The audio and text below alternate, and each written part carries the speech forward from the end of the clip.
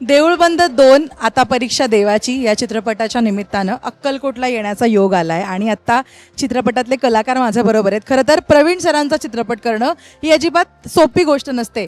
छोट्यातली छोटी भूमिका असू देत, मोठ्यातली मोठी भूमिका असेल, तुम्हाला 100% द्यावंच लागतं. आणि मी त्यांच्यासोबत काम नाही केलं, पण मला अनेक कलाकारांच्या अनुभवातनं आता हे कळलंय.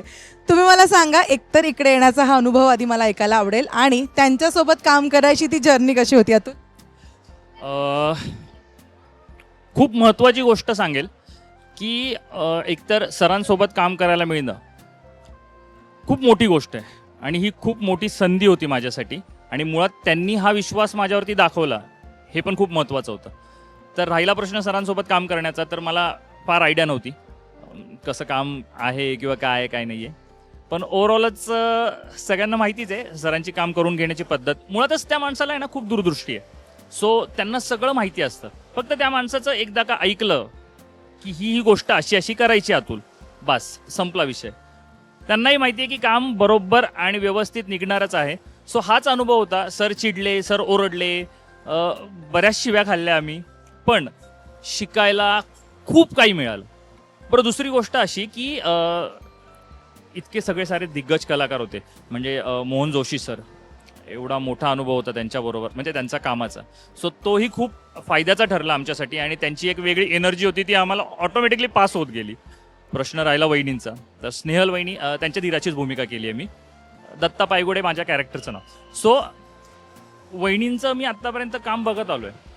खूप सारे रोल केले त्यांनी, त्यांचा अभिनय उत्कृष्टच होता. पण या सिनेमामध्ये त्यांनी जो अभिनय केला आहे किंवा जे काम केलं आहे ना, त्या हॅट्स ऑफ.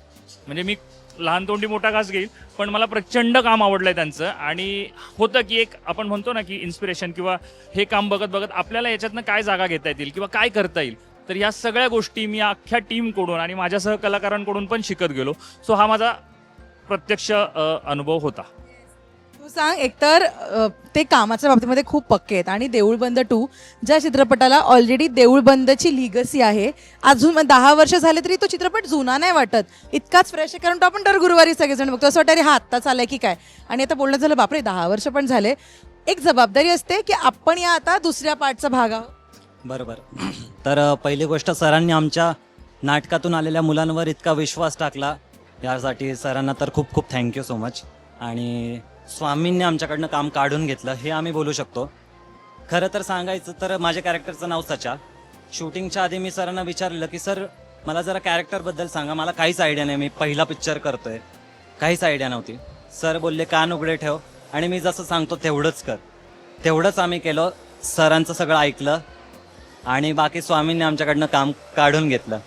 आता पुढे एवढीच इच्छा आहे की पुढे अशीच कामं मिळत राहो आणि स्वामींचा आशीर्वाद आमच्यावर असाच राहो. तुम्ही जे म्हणालात की नाटकातनं आलेल्या मुलांवर विश्वास दाखवला, प्रवीण सर स्वतः एक नाटकवेडी व्यक्ती आहे आणि त्यांचा एवढा अभ्यास आहे, ऑफकोर्स ते विश्वास दाखवणार. तुमचा अनुभव आहे का? खरं तर आत्ता वैभवने जसं सांगितलं, नमस्कार श्री स्वामी समर्थ, मी ऋषिकेश मीनाक्षी वंबुरकर. जसं आत्ता वैभव म्हणाला, पवन असेल हा तर सिरियल करतोय आणि हा सरांच्या गावचा पण आहे. सो हे दोघं जण म्हणजे तिघं जण आम्ही सरांनी आत्ता अहिल्यानगर करंडकमध्ये एकांकिका आमच्या बघितल्या होत्या आणि तिथे बक्षीसं दिली. आयुष्यात मला कधी असं बक्षीस वगैरे मिळालं नव्हतं. आणि सरांनी एकांकिका बघितल्यानंतर तिथल्या तिथे याची एकांकिका होतं. तुझ्या एकांकिकेचं नाव? माझ्या एकांकिकेचं नाव ब्रँडेड बाय सडक छाप. याची होती देखावा आणि माझी होती टेबल नंबर 12 को क्या चाहिए. तर या एकांकिकामधनं, कारण स्वतः सर नाट्यवेडे आहेत, एकांकिका त्यांनी केलेली आहे, एकांकिका, नाटकं, सिरियल्स आणि आता चित्रपट, असा त्यांचा प्रवास आहे. तर या सगळ्यातनं बाहेर येऊन आत्ता त्यांनी हे जे नाटकवेड्या मुलांसाठी, किंवा आत्ता आम्हाला हे सांगायला इतकं भारी वाटतंय ना की प्रत्येकजण म्हणतो हे आपल्याच लोकांना कामं देतात प्रवीण सर. आत्ता जसं सर तिकडे मगाशी म्हणा, तर तसं नाही आहे. आम्ही चौघजणं त्याचे जिवंत उदाहरण आहोत आणि इतकं सुंदर काम करून घेतलं सरांनी. स्वामींनी ते करून घेतलं. मोजो सरांसोबत काम करायला मिळालं, स्वामींसोबत काम करायला मिळालं आणि तो एक पेहराव त्यांचा जो होता ते बघितल्यानंतर, आता तुम्ही टीजरमध्ये बघितलं असेल की स्वामींना बघता क्षणी असं वाटायचं की आपण स्वामी आहेत सोबत.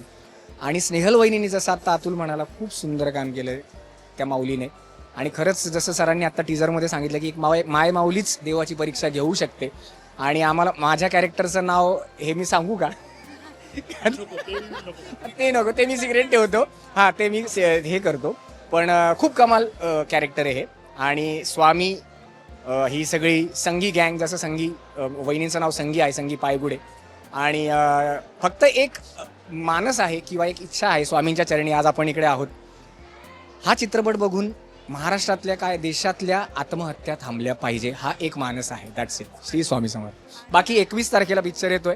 प्लीज आपल्या जवळच्या आणि लांबच्या चित्रपटगृहात बघा देऊळ बंद 2 आता परीक्षा देवाची. आणि स्नेहलताईचा आता तुम्ही उल्लेख केला. खरं तर ती मला मुलाखतीमध्ये म्हणाली की 16 वर्ष लग्नाला झाली, त्याच्या आधी 4 वर्ष ते ओळखत होते. मला 20 वर्षांनी एक प्रमुख भूमिका दिली आहे प्रवीणने, 20 वर्षांनंतर. त्याच्यामुळे मी तुम्हाला फील करू शकते की बापरे, की तुम्हाला संधी मिळते, ही खरंच खूप मस्त गोष्ट आहे.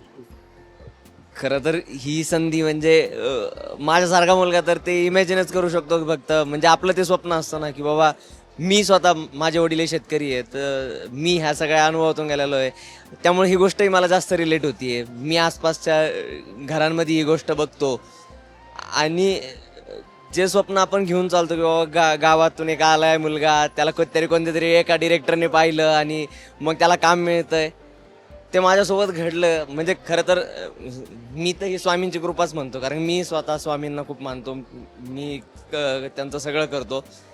तर म्हणजे ही फिलिंग सांगू शकत नाही माणूस की काय तो अनुभव असतो. म्हणजे ज्या लहानपणापासून मी ज्या व्यक्तींना माझ्या फक्त टी व्हीमध्ये बघितलंय, अरे प्रवीण सर, त्या व्यक्तींसोबत मला काम करायला भेटणं किंवा ते व्यक्ती माझ्याशी बोलणंही, ही माझ्यासाठी खूप मोठी गोष्ट होती.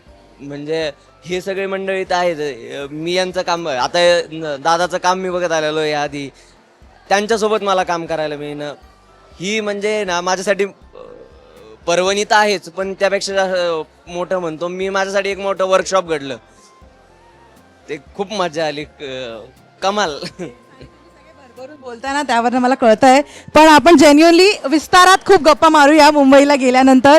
थँक्यू सो मच आणि तुमच्या सगळ्यांना खूप शुभेच्छा पुढच्या खूप सुंदर करिअरसाठी. All the very best. जय. थँक्यू.